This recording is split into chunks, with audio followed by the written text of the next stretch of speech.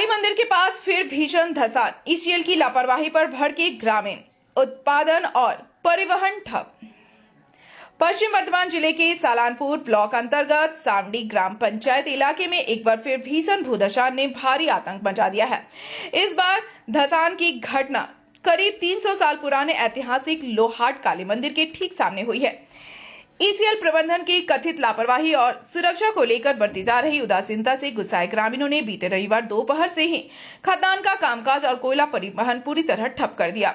मंदिर और शमशान पर मंडराया खतरा। स्थानीय सूत्रों के अनुसार बीते रविवार दोपहर अचानक काली मंदिर के सामने की जमीन धंस गई। मंदिर के ठीक बगल में स्थित शमशान घाट का हिस्सा भी इस धसान की चपेट में आकर क्षतिग्रस्त हो गया। 300 साल पुरानी आस्था के केंद्र और शमशान घाट को हुए नुकसान ने ग्रामीणों के सब्र के बांध को तोड़ दिया। ग्रामीणों का कहना है कि यह इलाका लंबे समय से संवेदनशील बना हुआ है, लेकिन प्रशासन किसी बड़ी अनहोनी का इंतजार कर रहा है।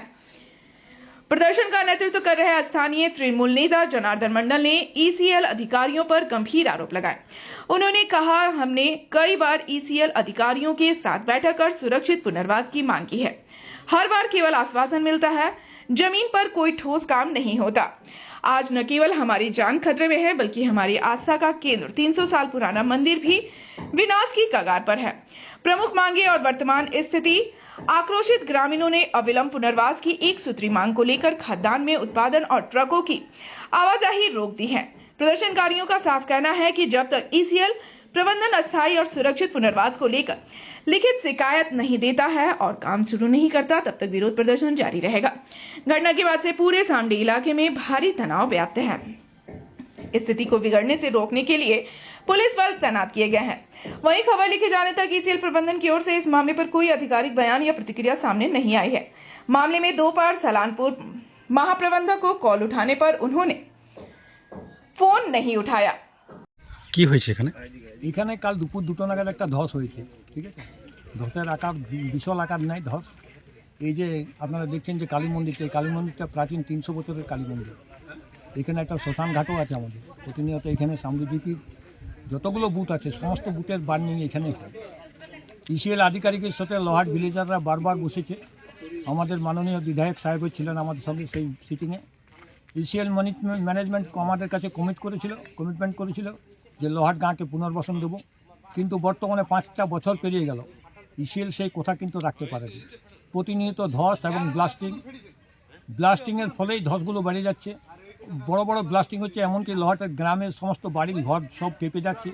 অনেকের হয়তো আমার সামনে যে স্কুলটা আছে, স্কুল বাউন্ডারিতে অনেক ক্ষতি হয়েছে, স্কুলেও ফাটল দেখা দিয়েছে। কতটা এলাকা জুড়ে ধস হয়েছে এখন? ধস আপনার এখানে প্রায় 500 মিটার জুড়ে ধস হয়েছে। তার কি কারণে হলো ধসটা? ধসটা হচ্ছে ইসিএল এর টোটাল গাফলতির কারণে এই ধসটা হয়েছে। এখন কতটা আতঙ্কিত রয়েছে আপনারা? আতঙ্কে গ্রামবাসী সবাই আছে মোটামুটি, কারণ রাত্রে থেকে অনেকে ঘুমোতে পারেনি। ধস হয়ে গেলে কখন কী হবে কোন সমস্যার মধ্যে আছে সবাই। আপনার নাম? আমার নাম হচ্ছে জনার্দন মন্ডল।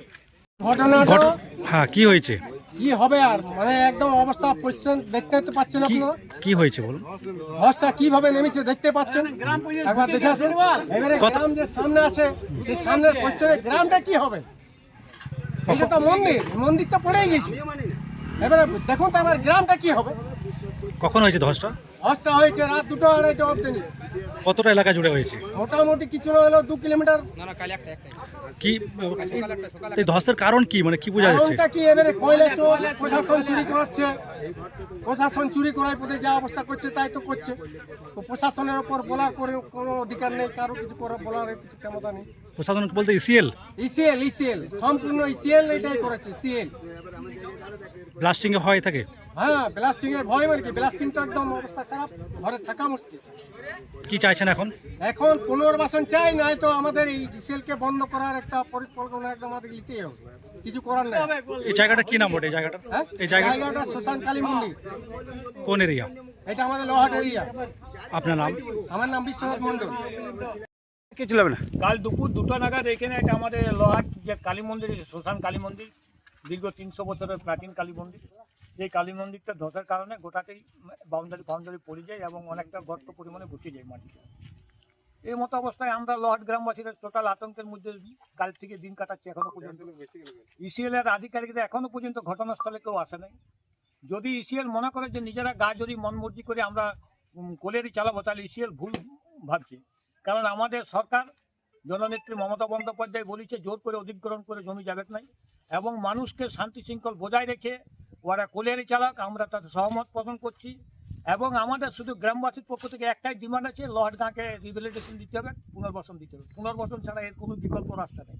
আর পুনর্বাসন না হওয়া পর্যন্ত আমরা কোনো মতে কোনো ফয়সালা করবো না। কারণ এর আগে আমাদের গ্রামে দুর্গা মন্দিরে বসে মাননীয় বিধায়ক, আমাদের আসানসোলের মেয়র বিধান উপাধ্যায়ের সামনে ইসিএলের আধিকারিক তৎকালীন ছিলেন এনকে নন্দী সাহেব, জিএম সাহেব, উনি কমিটমেন্ট করেছেন যে হ্যাঁ লহটগাঁকে পুনর্বাসন করে দেওয়ার ব্যবস্থা আমরা যথারীতি করছি। এবং ইসিএলের আধিকারিক, পুলিশ প্রশাসন সবাই ছিল, থানা এসি ফাইসি সবাই ছিল। সেই সময় থেকে কিন্তু দীর্ঘ 5টা বছর পেরিয়ে গেল, লহটগাঁয়ের পুনর্বাসন সম্বন্ধে ইসিএল কোনো আধিকারিকেরা কোনো রকম কোনো চিন্তা ভাবনা করছে না। যতক্ষণ না আমাদের গাঁ পুনর্বাসন হয়েছে ততক্ষণ পর্যন্ত আমরা কোলিয়ারি চলতে দেবো না এবং ট্রান্সপোর্টিং চলতে। सलानपुर से राहुल तिवारी की रिपोर्ट, पीवीटीवी न्यूज। रानीगंज में इतने लग्जरी रूम, वो भी इतने कम प्राइस में।